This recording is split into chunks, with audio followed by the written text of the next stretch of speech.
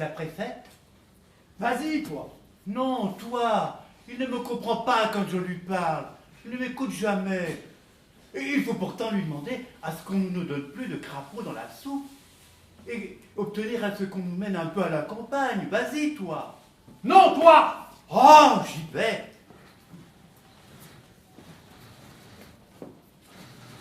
C'est entendu, c'est entendu. Ce sont de très bons enfants, un peu toqués. Mais n'ayez pas peur. Je vais vous en présenter quelques-uns de particulièrement amusants. C'est drôle. Je n'ai jamais vu de fou, figurez-vous. Ils n'ont pas l'air plus fous que les autres. Je me faisais d'eux une autre idée. Je trouve qu'on dirait l'Assemblée, la Chambre des députés, avec plus de pittoresque. Et plus de gaieté, vous allez voir, c'est très amusant.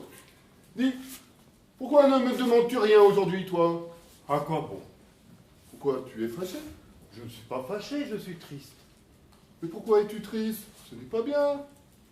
Dis-moi comment tu t'appelles. Plaît-il? Bah, ton nom, quel est ton nom? Ce n'est pas bien de railler un pauvre homme. Vous savez bien que je n'ai plus de nom. Puis-je en faire juge, madame?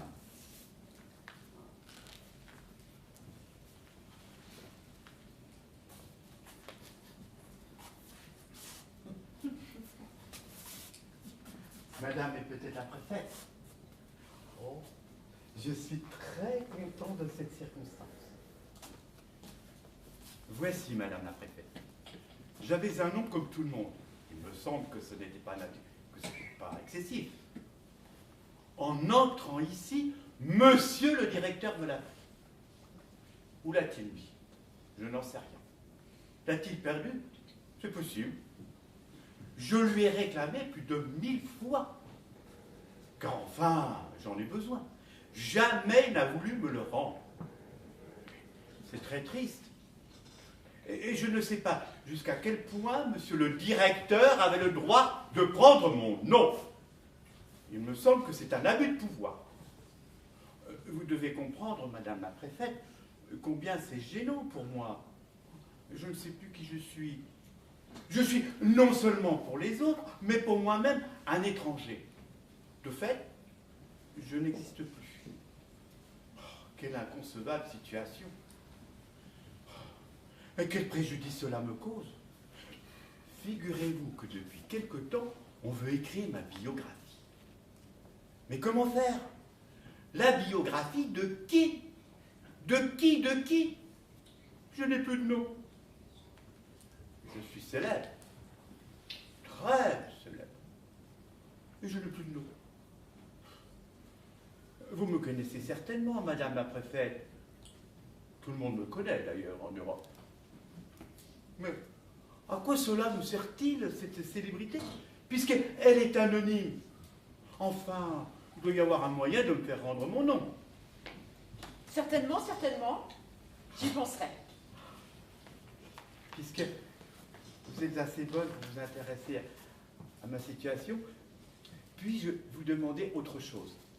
Car il m'est arrivé des choses extraordinaires, auxquelles je ne croirais pas moi-même si je n'en étais la victime. Eh bien, parlez, mon ami. J'étais confiseur à Versailles et j'avais un ami qui s'appelait Caramel. Je le voyais tous les jours. Caramel abusa de mon amitié. Une nuit que je dormais, il entra dans ma chambre et me vola, devinez quoi? Votre argent? Bon, ouais, mon argent. Bon. Votre femme? Non, madame le préfet. Vous ne devinez pas? Non. Non? Non. Eh bien, Caramel, c'est incroyable, me vola ma pensée. Ma pensée! Comme monsieur le directeur me prit mon nom. Vraiment? Ai-je de la chance? Et comment vous êtes-vous aperçu que Caramel vous avait volé votre pensée? Comment? Oui, comment? Mais je l'ai vue dans ses mains, madame la préfète. Il la tenait dans ses mains au moment où il me la vola. Et comment était-elle? Oh, elle était, madame la préfète, comme un petit papillon jaune, très joli, très délicat. Un papillon que l'on voit sur les roses les jours de soleil. Je priais Caramel de me rendre ma pensée, car il a de gros doigts, grands et malhabiles, et j'avais peur qu'il ne la blessât. Elle est si frêle, si légère. Il l'a mis dans sa poche et s'enfuit en ricanant. C'est là, en effet, une aventure extraordinaire. N'est-ce pas? D'abord, j'écrivis à Caramel pour lui réclamer ma pensée, morte ou vive. Il ne me répondit pas. Je l'assignai devant le tribunal, il ne vint pas. J'allais trouver monsieur le commissaire de police qui me mit brutalement à la porte de chez lui en me traitant de fou. Un soir, des gens de mauvaise mine pénétrèrent chez moi et me conduisirent ici. 10 ans que j'y suis ici, que j'y vis ici, madame la préfète, parmi des gens grossiers qui font des choses déraisonnables et effrayantes.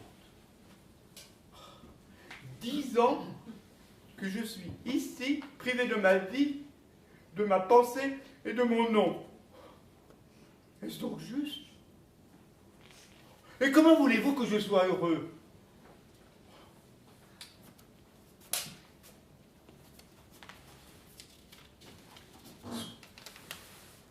Prenez ceci, madame la préfète, et j'ai consigné dans ceci tous mes malheurs. Veuillez étudier ma situation et prendre telle mesure de justice qu'il vous plaira. C'est entendu, c'est entendu. Mais je n'espère rien, je dois vous dire. Il y a des fatalités tellement étranges, tellement inconnues, que l'on ne peut rien contre elles. Oui, oui. Mais si vous ne réussissez pas, je ne vous garderai aucune rancune. Il vient ici quelquefois un petit papillon.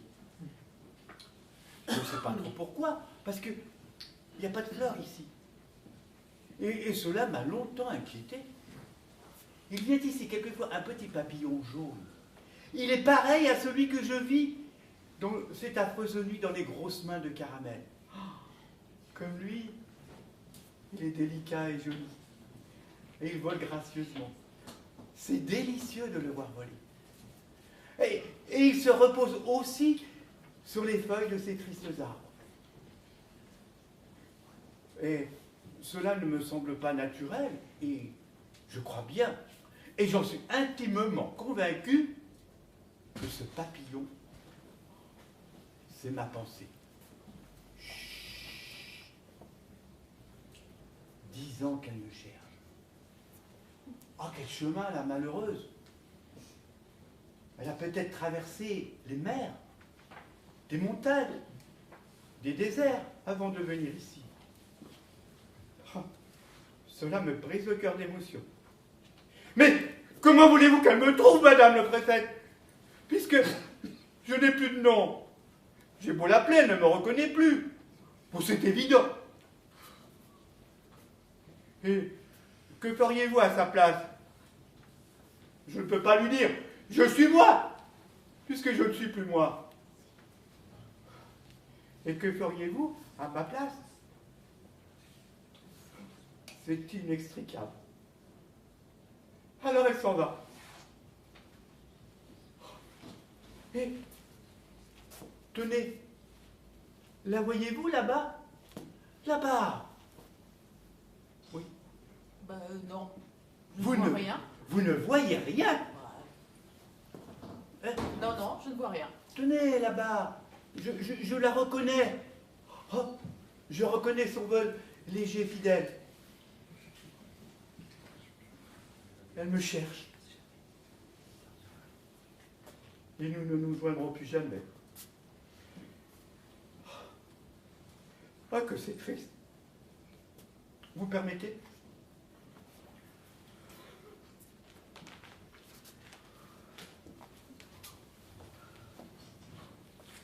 C'est un très bon enfant. Celui-là m'amuse. Il paraît qu'il était poète.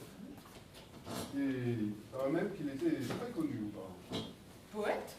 Bah, il ne nous a pas dit qu'il était confiseur? Est-ce qu'on sait ce que disent les fous? Mais peut-être qu'il disait des vers dont on entortille les bonbons de caramel.